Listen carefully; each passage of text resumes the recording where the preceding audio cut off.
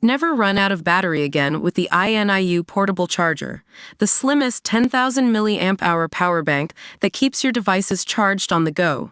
Stay powered up wherever you go. Click the link in the video description to shop now on Amazon.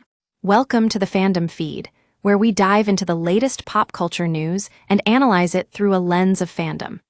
Today, we're talking about Shari Redstone, the CEO of Paramount Global, and her impossible choice as she navigates the world of 60 Minutes. Imagine being Michael Corleone from The Godfather, part II, torn between protecting your family's empire and doing what's best for its members. That's exactly where Shari Redstone finds herself trying to balance her loyalty to her family with the demands of her business. Now, let's dive into the story. So, you might have heard that President Donald Trump is suing CBS News over a report on Kamala Harris' interview. But what's really going on behind the scenes at 60 Minutes? Well, according to the suit filed by Trump, the program tried to mislead voters by airing two different edits of remarks made in an interview with then-Vice President candidate Kamala Harris. However, it turns out that one of those reports actually aired in October and was nominated for an Emmy. And guess what? That report has nothing to do with the Trump lawsuit. So why is Shari Redstone so keen on settling this matter? According to amidst, a professor at Dartmouth University's Tuck School of Business who studies mergers and acquisitions, corporate leaders like Redstone are often more likely to favor their overall business over personal family interests. This makes sense when you consider the current state of the media sector. Streaming services have upset the economics of television, leaving cable networks struggling to stay afloat. In this climate, Paramount is looking for a way to adapt and get back on its feet, which brings us to the Skydance media deal.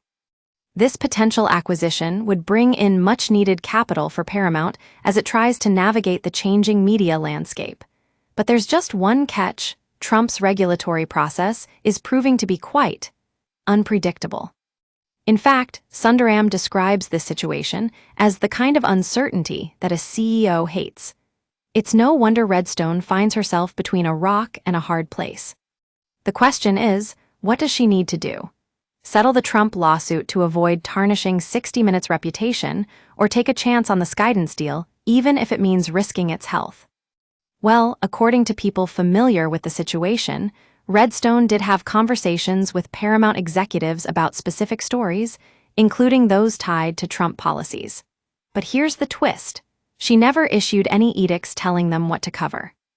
It seems that 60 Minutes has been running reports on Trump-related topics all season long, and there's no reason to hold off now. This situation feels eerily familiar to fans of Aaron Sorkin's TV series like The Newsroom or Studio 60 on the Sunset Strip. At its core, this story is about a CEO who finds herself caught between her personal values and the demands of her business. And in the end, it's only going to get more complex. That's all for today on the Fandom feed. Thanks for tuning in.